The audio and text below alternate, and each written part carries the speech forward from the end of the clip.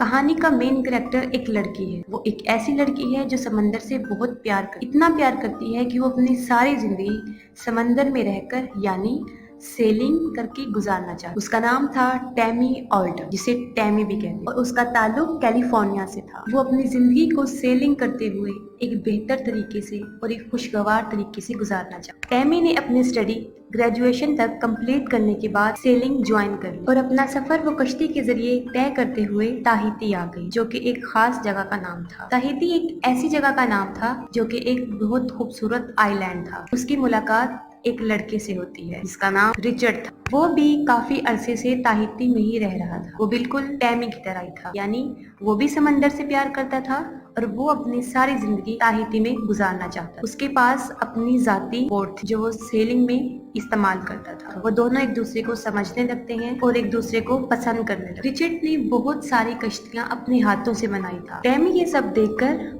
काफी मुतासिर होती है और वो उससे सारी बातें पूछती है जब जब वो समंदर में होता है। रिचर्ड यहाँ पर बहुत पुराना था, मतलब वो काफी अरसे से यहाँ पर रिहाइश पजीर था। टैमी को वो जगह बहुत पसंद आती है और वो सारी जगह को देखना चाहती है। रिचर्ड टैमी को समझाता है कि जैसा उसको नजर आ रहा है वैसा कुछ भी नहीं है। वो जैसा सोच रही है वैसा कुछ नहीं होता, मतलब जितना अच्छा उसको नजर आ रहा होता है हकीकत वो नहीं होती। वो उसको बताता है कि यहाँ पर कुछ इतना खास नहीं होता। रात को बहुत सर्दी हो जाती और दिन में सूरज की तपिश स्किन को काफी नुकसान पहुंचाती है। और समंदर एक ऐसी जगह है जहाँ पर इंसान को नींद नहीं आती। वो कॉन्टिन्यूसली जागता रहता है और उसको इसके साथ भूख भी बहुत ज्यादा लगती है।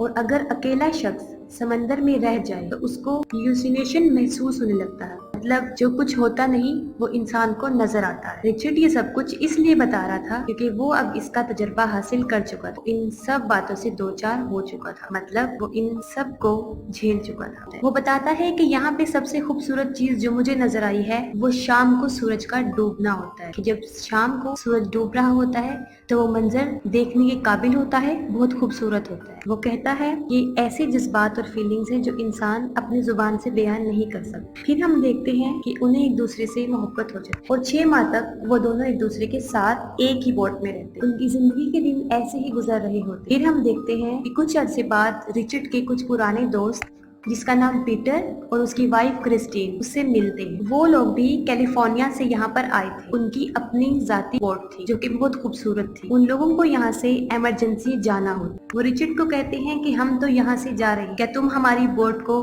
कैलिफोर्निया तक ले जा सकते हो? उसके बदले में उसको हम पे भी करेंगे। रिचर्ड को ये डील अच्छी लगती है और वो इसके लिए मान भी जाता है क्योंकि जाहिर है उसको इसमें प्रॉफिट नजर आ रहा होता है कि इसके बदले में उसको ढेर सारा पैसा मिलता है। रिचर्ड और टैमी दोनों पीटर की बोट को देखते हैं। उन्हें काफी पसंद आती है और वो इस डील को एक्सेप्ट कर लेते हैं कि उनकी बोट काफी खूबसूरत। वो अपना सारा जरूरी सामान खरीद कर अपने जाने की तैयारी करते और देखते हैं हमें अपनी मंजिल हमें किस आइलैंड पर रुकना है।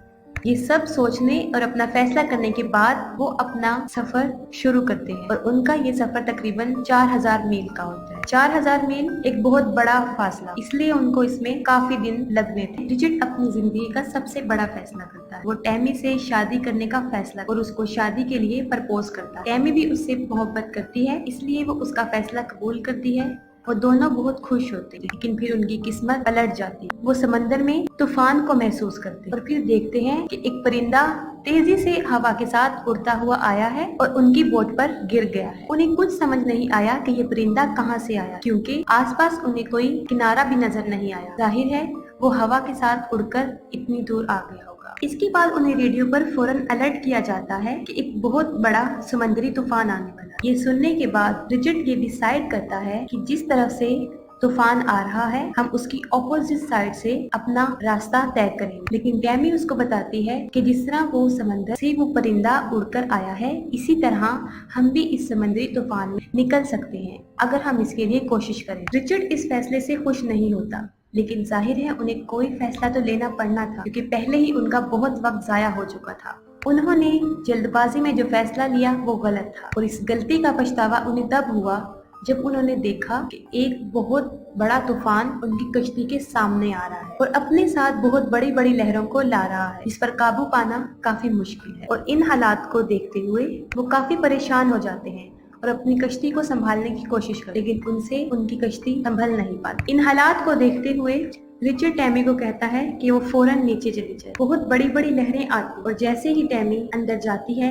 एक बहुत बड़ी लहर आती है जो रिचर्ड को अपने साथ ले जाती है और टैमी भी वहाँ पर गिर जाती है और बेहोश हो जाती है और उनकी कश्ती बुरी तरह तबाह बर्बाद हो जाती है। सुबह जब उसको होश आती है तो वो अपने आसपास पानी और टूटी हुई कश्ती देखती है। इस वाकये में वो खुद भी काफी जख्मी हो चुकी, जगह जहाँ चोटें लग गई थी उसको काफी तकलीफ भी हो रही, लेकिन फिर भी वो हिम्मत करके किसी तरह कश्ती से बाहर आती है और अपने आसपास रिचर्ड को ढूंढती है, लेकिन उसको रिचर्ड कहीं दिखाई नहीं देता। वो रिचर्ड को आवाजें देना शुरू हो जाती। वो सोचती है कि शायद रिचर्ड बोट से गिर गया और उसको पुकारती पुकारती वो चिल्लाना शुरू करती, लेकिन रिचर्ड नहीं आता। रेडियो से अपनी आवाज भेजने की कोशिश करती, लेकिन इस झटके की वजह से सब कुछ तबाह बर्बाद हो गया होता है। इलेक्ट्रॉनिक चीजों में पानी चला गया होता है। उनकी कश्ती अब बिल्कुल बेकार हो चुकी है, वो अब किसी काम की नहीं रही और वो अब यहाँ समंदर में ही पड़ी रही, क्योंकि बोट को आगे बढ़ने में जो पर्दा मदद करता है वो बुरी तरह बर्बाद हो चुका होता है। उस पर्दे के बगैर भी कश्ती आगे मूव नहीं कर सकती। वो बहुत सैड होती है क्योंकि रिचर्ड को वो खो चुकी है। वो अपने से कुछ फासले पर एक छोटी बोट देखती है, वो बोट जो उनकी बोट पर पड़ी होती है और साथ में उसको ये भी महसूस होता है कि उस बोट के साथ शायद रिचर्ड भी है।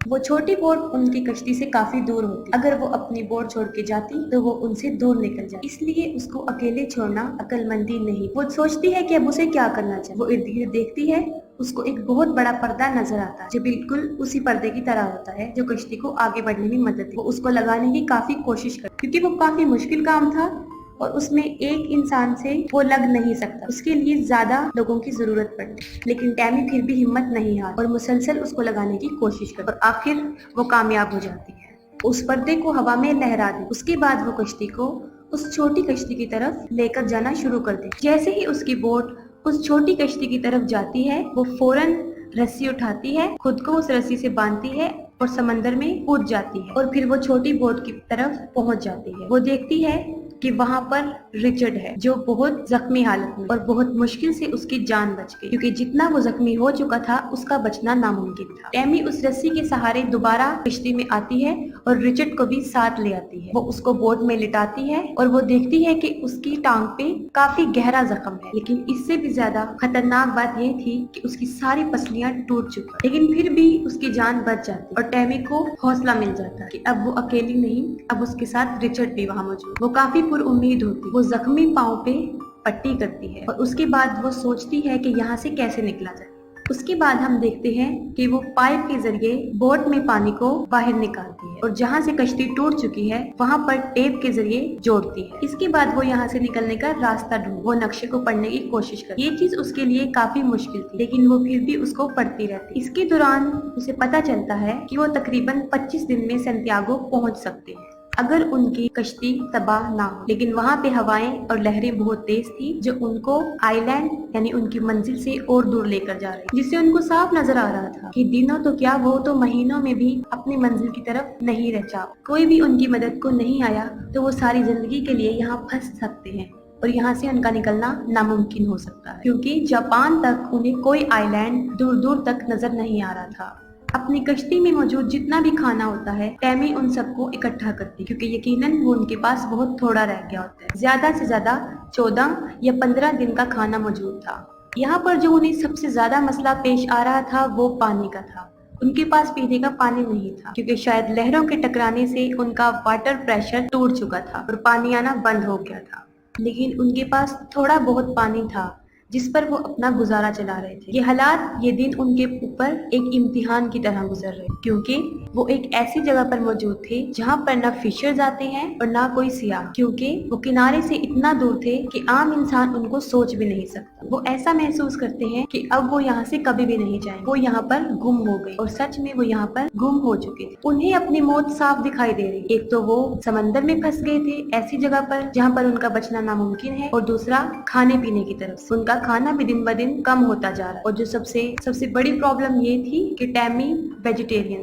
टैमी बहुत परेशान होती है। इस पर रिचर्ड उसको समझाता है कि हमारे पास खाना कभी भी खत्म नहीं हो सकता अगर तुम समंदर से मछलियां पकड़ती हो। और ऐसा करने पर टैमी साफ इनकार कर देती है, लेकिन उसके बाद वो फिर भी कोशिश करती है, लेकिन हर बार नाकाम हो जाती है। टैमी को अपनी गलती का एहसास होता है, वो रिचर्ड से माफी मांगती है। रिचर्ड तो बेचारा किसी काम की काबिल ही नहीं था कि वो बुरी तरह जख्मी हो चुका था और उसकी हड्डियां भी टूट चुकी थी। बारिश आ जाती, इस पर टैमी बहुत खुश हो जाती और खुशी से चिल्लाने लगती है और उनके पास जितने भी बर्तन मौजूद होते हैं वो सबको उन बारिश के पानी से भर लेती है। लेकिन उनकी जिंदा बचने के लिए ये चीज काफी नहीं थी, उनको खाने के लिए भी चीजें चाहिए थी। दिन ब दिन उनकी हालत खराब से खराब तर होती जा रही। वो दोनों लेटे होते हैं। टैमी को दूर एक बोट नजर आता है, एक बहुत बड़ा बोट। वो फौरन फायर करती है।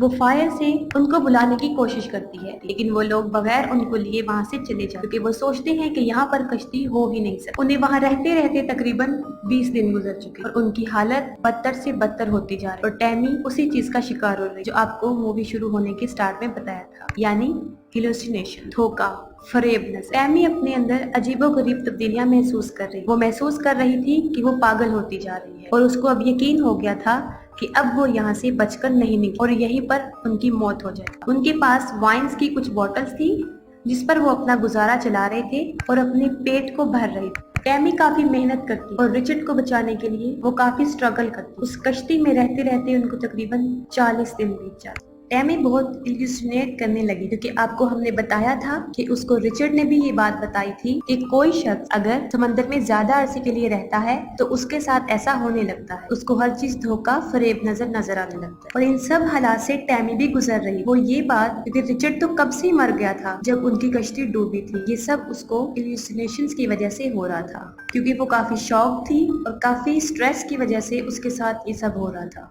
क्योंकि वो इस सदमे से बाहर ही नहीं आ रही थी कि वो रिचर्ड को खो चुकी है। और उसकी ये इल्यूसिनेट इतनी पावरफुल थी कि अब तक वो रिचर्ड को महसूस कर रही थी वो सब इसी की वजह से था। वो कैसे? क्योंकि जिस रिचर्ड को वो महसूस कर रही थी असल में वो था ही नहीं। वो खुद से अकेले में बातें करती रही और उसको लगता था कि उसके आसपास रिचर्ड मौजूद, क्योंकि वो रिचर्ड से प्यार करती थी। और इस बात को एक्सेप्ट करना काफी मुश्किल था कि उसने रिचर्ड को हमेशा के लिए खो दिया। और 40 दिन गुजर जाने के बाद आखिरकार उसको यकीन आ ही जाता है कि अब रिचर्ड नहीं रहा और अब वो अपने इमेजिनेशंस की दुनिया से बाहर आ जाए। काफी मरतबा हम फिल्म में ये देखते हैं कि वो रिचर्ड को महसूस कर रही होती, वो देख रही होती है, लेकिन हकीकत में ऐसा नहीं हो। लेकिन उसकी किस्मत अच्छी थी, उसकी जिंदगी को एक और मौका दिया था और वो देखती है कि एक बोट उससे थोड़ी दूर की फासले पर है, उसकी तरफ आ रहा है। इस बार भी वो गन से फायर कर और फिर उन लोगों को पता चल जाता है कि वो वहाँ पर कोई मौजूद है। और इतने दिनों के बाद, इतने नामुमकिन हालात में, जो मैं शुरू में आपको बता चुकी, वो बच जाती है। वो तकरीबन वहाँ पर 41 दिन तक रुकती है। एक काफी लंबा अरसा समंदर में रहना काफी बुरा एक्सपीरियंस हो सकता है और उसकी जान बच जाती। और ये बहुत सच्चा वाकया है, बिल्कुल हकीकत पर मबनी। इसके बाद भी टैमी सेलिंग नहीं छोड़ और अपनी सारी कहानी को सामने रखते हुए वो किताब लिखती है। वो